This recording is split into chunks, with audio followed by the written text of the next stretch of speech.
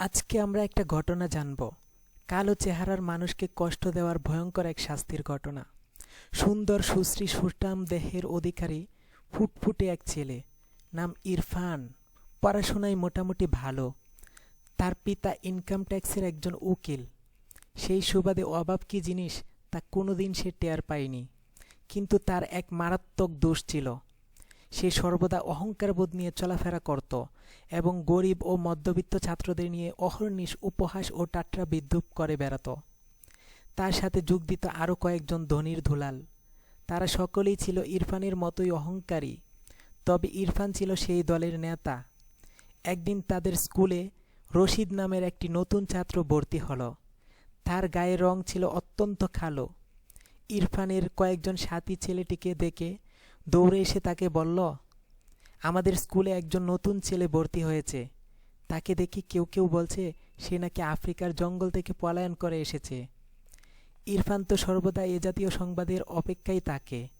সুতরাং সংবাদ পেয়ে আর দেরি নেই, সাথে সাথে সাথীদের নিয়ে ছুটল ছেলেটিকে দেখার জন্য।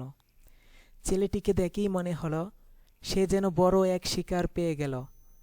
তাই সে প্রথমেই ছেলেটিকে মিস্টার নিগ্রো বলে সম্বোধন করল।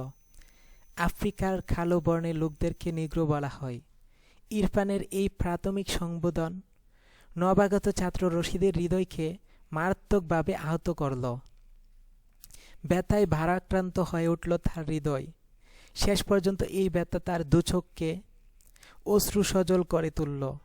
টপ টপ করে দুফোঁটা অশ্রু ইরফানদের সামনেই গড়িয়ে পড়ল। কিন্তু এতে তাদের মনে একটুও দয়ামায়া সৃষ্টি হয়নি। তারা একের পর এক বিভিন্ন বাক্যবাণে রশিদের অন্তরকে চৌচির করতে লাগল। কিন্তু তারা একটি বারের জন্যও চিন্তা করল না যে কালো কিংবা ফর্সা হওয়া মানুষের এখতিয়ারভুক্ত নয়।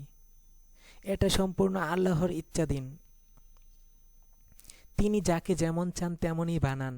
যাই হোক, রশিদ এক পর্যায়ে খাদো কাঁদে স্বরে বলল, ভাই, আমার নাম তো রশিদ, আমাকে তোমরা মিস্টার নিগ্রো বলে সম্বোধন করছো কেন? তার কথায় ইরফান সহ উপস্থিত সবাই অট্টহাসিতে পেটে পড়ল। ইতিমধ্যে তাদের শ্রেণী শিক্ষক আফজাল সাহেব ক্লাসে প্রবেশ করে হাসির কারণ জিজ্ঞাসা করলে ইরফান এ কথা সে কথা বলে পাশ কাটানোর চেষ্টা করল। কিন্তু পাশের একটি ছেলে বলে উঠল, স্যার, সে মিথ্যা বলছে। রশিদ ভাই কালো হওয়ায় তাকে নিয়ে ওরা হাসছিল। একথা শুনতেই আফজাল সাহেব ব্যাট নিয়ে ইরফানকে মারার জন্য উদ্যত হল। কিন্তু রশিদ সঙ্গে সঙ্গে দাঁড়িয়ে দরদ মাখা কণ্ঠে বলল, স্যার, অনুগ্রহ করে ইরফান ভাইকে ক্ষমা করে দিন। এ কথায় স্যারের রাগ থেমে গেল। তিনি ইরফানকে ক্ষমা করে দিলেন। এই আচরণের পর যেখানে রশিদ ইরফানের প্রতি ভালোবাসা ও মমতা বৃদ্ধির কথা ছিল, সেখানে শত্রুতা ও বিরোধিতা এসে ভিড় জমালো। কেননা সে যে এক চরম অহংকারী।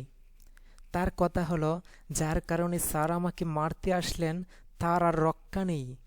সুতরাং সে রশিদের চরম শত্রুতে পরিণত হলো এবং সেদিন থেকে নিয়মিত মিস্টার নিগ্রো বলে সম্বোধন করতে লাগল। রশিদ সীমাহীন ধৈর্যশীল ছেলে। ইরফানের এই আচরণে মনে দারুণ কষ্ট পেলেও কোনোদিন সে এ ব্যাপারে স্যারের নিকট নালিশ করেনি। ফলে ইরফান দিন দিন আরও বেশি বেপরোয়া হয়ে উঠল। আল্লাহ তাআলা তো বান্দার সব আমলই সর্বদা প্রত্যক্ষ করেছেন। তাই তো ইরফানের দেয়া সকল উপহাস ও ব্যঙ্গ বিদ্রূপকে রশিদ অত্যন্ত ধৈর্য সহকারে মেনে নিলেও তিনি হয়তো তা সইতে পারেননি। ফলে ইরফানকে এমন এক মারাত্মক দুর্ঘটনার শিকার হতে হলো, যার কারণে মৃত্যু পর্যন্ত কোনোদিন সে সমাজে মাথা উঁচু করে হাঁটতে পারেনি। সেদিন ছিল পদার্থবিজ্ঞানের ব্যবহারিক ক্লাসের দিন। ইরফান তার অন্যান্য সাথীদের নিয়ে বিজ্ঞানাগারে প্রবেশ করে রাসায়নিক দ্রব্য ও অ্যাসিড নিয়ে বিভিন্ন পরীক্ষা নিরীক্ষা করছিল। এমন সময় হঠাৎ সে টেবিলের উপর রাখা গরম পানির পাত্রের সাথে ধাক্কা খেল। এতে পাত্রটি নিচে পড়ে গেল এবং ফুটন্ত পানি ছিটকে এসে তার চেহারায় পড়ল। সাথে সাথে দু হাত দিয়ে ইরফান তার চেহারা ঢেকে ফেলল। ইরফানকে দ্রুত হাসপাতালে নেওয়া হলো। দেখা গেল প্রচণ্ড গরম পানি ফুটফুটে সুন্দর চেহারাটিকে সীমাহীন কুৎসিত কালো চেহারায় পরিণত করে দিল। ইরফানের আব্বা চেহারার স্বাভাবিক সৌন্দর্য ফিরিয়ে আনার জন্য বিপুল অর্থ খরচ করলেন, কিন্তু কিছুতেই কোনো কাজ হলো না। অহংকারী ইরফান তার এই চেহারা বিকৃতি কিছুতেই মেনে নিতে পারল না। ফলে বাড়িতে বসেই সময় কাটাতে লাগলো সে। এভাবে 2 বছর চলে গেল। ইতিমধ্যে সে শুনল রশিদ মেট্রিক পরীক্ষায় বোর্ডে প্রথম হয়েছে এবং তার অন্যান্য সাথীরাও কলেজে ভর্তি হয়েছে। একদিন ইরফান তার পিতাকে বলল তাকে স্কুলে ভর্তি করে দিতে। তার কথা মতো পিতা তাকে স্কুলে ভর্তি করে দিলেন। স্কুলে ভর্তি হওয়ার পর ইরফান এবার কারো সাথে কথা বলে না, এমনকি বিরতির সময়ও ক্লাসের বাইরে যায় না।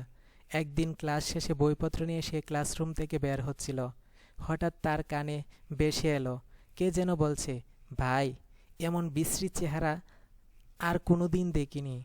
আরেকজন বলছে, আমি তো এই কুৎসিত চেহারা দেখে ভয়ই পেয়ে গেছিলাম। এই কথাগুলো শুনে ইরফানের মনে হলো কে যেন তার হৃদয়ে একের পর এক বর্ষার আঘাত করে চলেছে। ইরফান আজ বুঝতে পারল কাউকে উপহাস কিংবা বিদ্রূপ করলে হৃদয়ে কী পরিমাণ ব্যথা অনুভূত হয়।